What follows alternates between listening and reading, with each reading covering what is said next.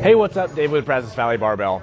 So I'm just wrapping up the first week of training in my whole life, not written and designed by me. So I wanted to go into a little bit more depth on basically the decisions that went into me hiring a coach, the reason I hired who I did, and what we're going to be doing differently to hopefully get me a whole lot more progress. So first off, I've been self-coached my entire life, and it's been something that I've really taken a lot of pride in. It's not something that I was intentionally avoiding hiring a coach to help me out, but it's just been something that I've really enjoyed doing. I've loved the process of writing my own training and really testing those processes in how successful I can be in me getting stronger. So making the decision to hire a coach has always been on my mind, just as part of the process of me learning how to be a better athlete and learning how to be a better coach. So my role as far as, or my progression into coaching really came pretty naturally in that I've always been a personal trainer. When I was a firefighter, I had a lot of free time, and so I was doing some personal training on the side there.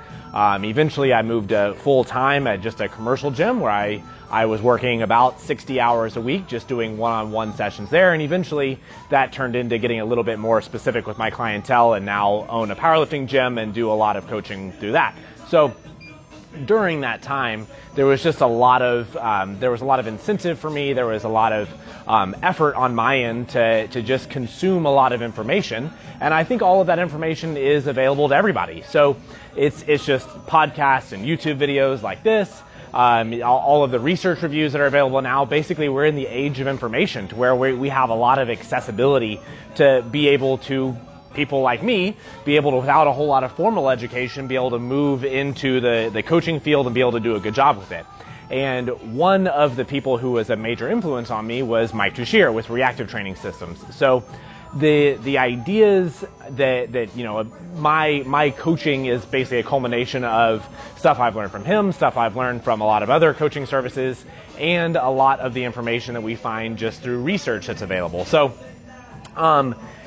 me moving into hiring a coach, and specifically Mike, I think is just a representation of finding somebody who speaks the same language as me. And I mean somebody who has similar thought process, somebody who maybe even phrases or puts their training into a perspective that I understand. And I think it's been a cool experience for me whenever I'm getting new clients as I've put out more information.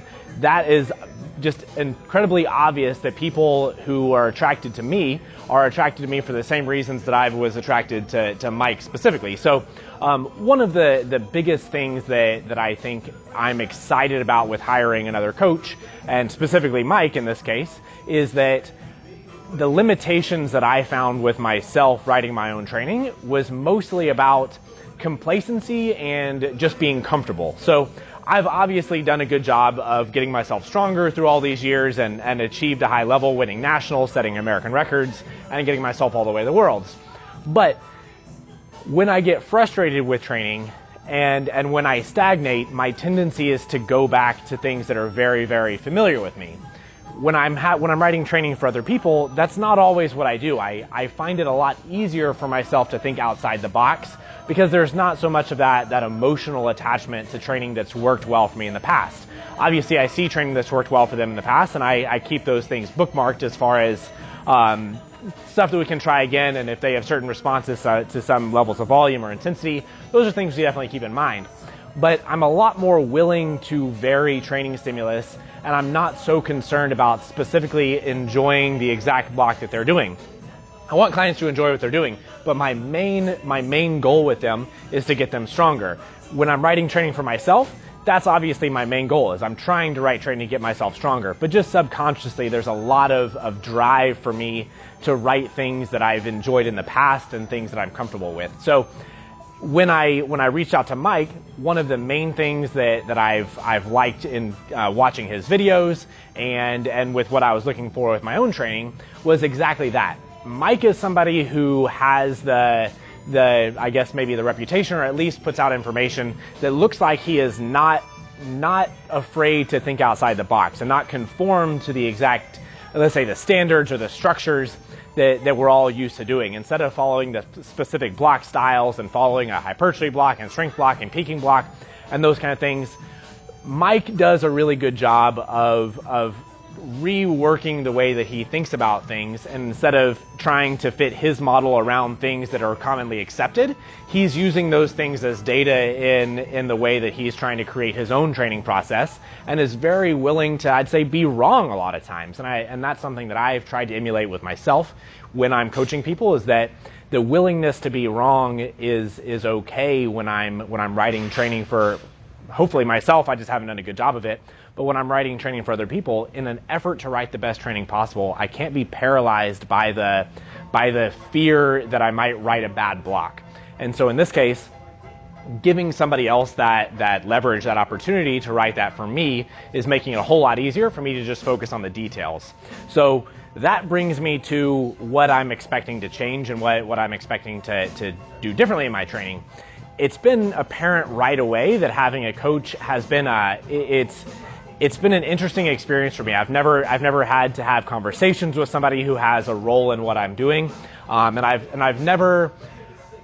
it's been interesting with the way that I'm executing my training, because it's given to me by somebody else. When I'm executing my own training, I think there's a level of me being too casual sometimes with things, where I know exactly what the training block, I know it was written, I know who wrote it, I'm familiar with the process, and I go into it just expecting to do the work. In this case, one of the reasons that I think Mike has given me all these variations, I'm doing a ton of variations that I normally don't do. So things like banded bench press and chain deadlifts and pin squats and things like that. I think on the surface, people might look at those things and look for, why are you doing banded bench press versus this other variation?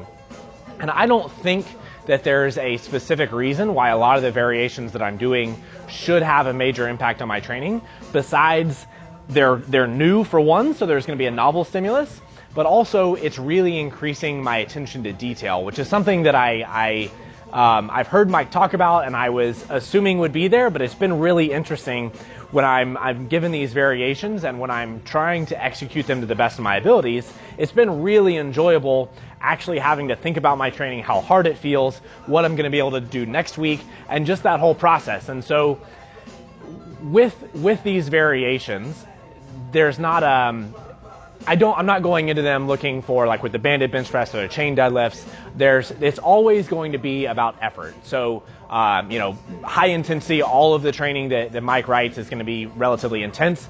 Every day that I trained this week, I did lower body stuff, and it was always up to a fairly high RPE. So I was training at RPE 8s, and hitting heavy loads on everything, including all those variations.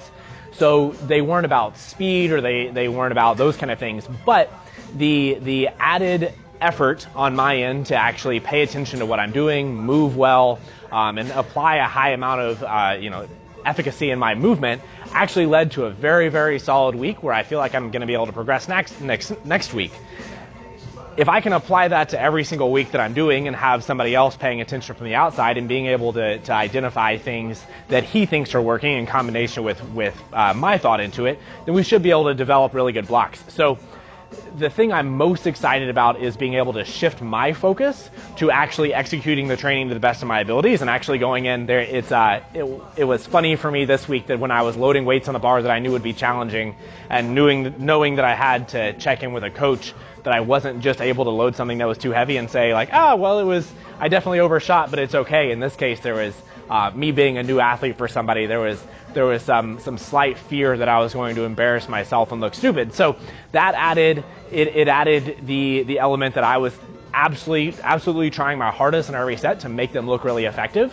And that's something that I think I'll be able to carry out through the rest of this block, is actually having that accountability that somebody's watching and making sure that the effort is there all the time. So it's something that I'm really excited about. As far as the training itself, like I said, I'm doing 4 days a week of training, and every single day that I train is a different lower body movement. So if you, and obviously there's bench pressing in there too, but people aren't generally as interested in that. But the thing that Mike is pushing right now as far as his programming is something called emerging strategies. So that's what I'm going to be doing. And in essence, I am doing the same stimulus. In this case, the stimulus is a week of training. So we're not necessarily thinking about the the individual days during that week, of course those variations matter, but if we're looking at how Mike would be talking about time to peak and things like that, the stimulus in this case is the 1 week of training. So how many times can we repeat that stimulus until we get to a maximum positive response from my end? So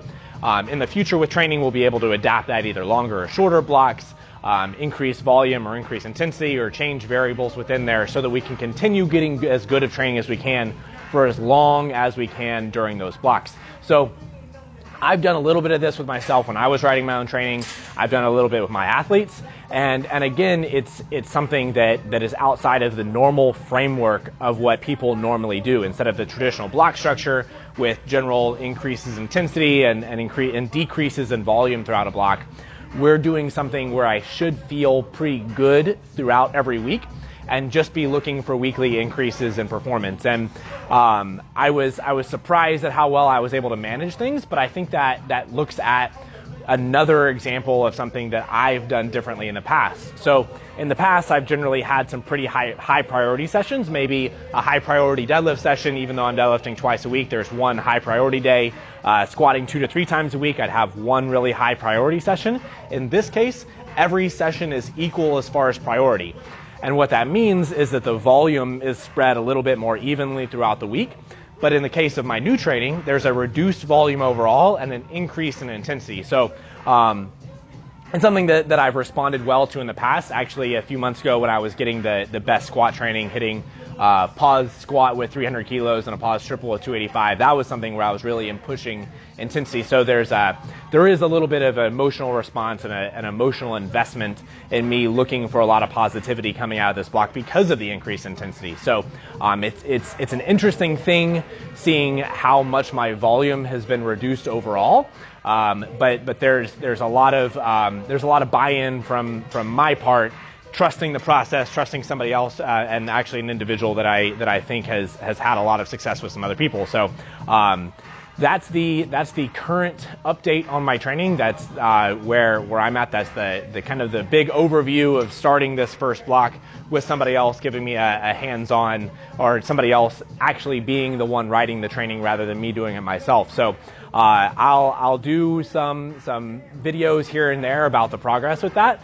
But I think a lot of what I'm interested in is a lot of the other sides of it is the thought of being an athlete. And so that'll be a part of what I'm including in some of these videos is what I'm learning as an athlete and communication with that, and things that you can do to be a better athlete instead of all the time me talking as a coach. In this case, I'll be able to have a little better framework of executing the program that your coach is giving you. So hopefully that video was useful. If you like it, subscribe to the channel, give me a thumbs up, and I'll see you next time.